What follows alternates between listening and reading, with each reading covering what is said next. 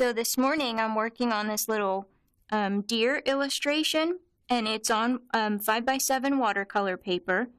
And what I did was find a reference photo for the deer, and I drew that first, and then I created the circle around it and painted that in watercolor.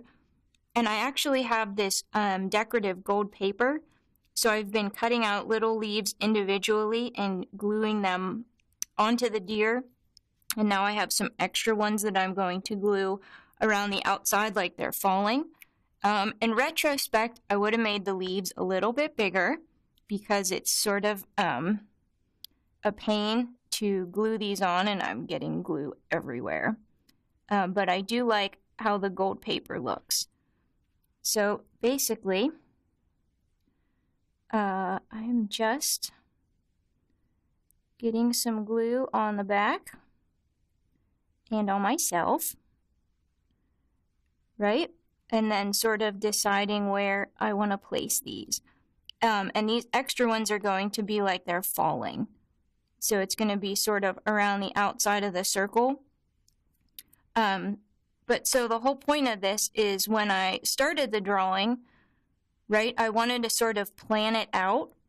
So I knew I wanted to do the deer in pencil. I knew I wanted one color in watercolor, and I knew I wanted to add another kind of paper to make sort of a layer, right, and add a little bit more like dimension to this.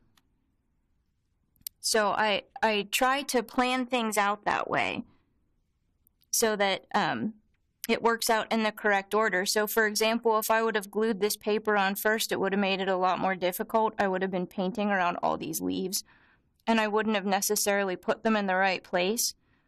So that's kind of an important thing to think about when you're working on these, right?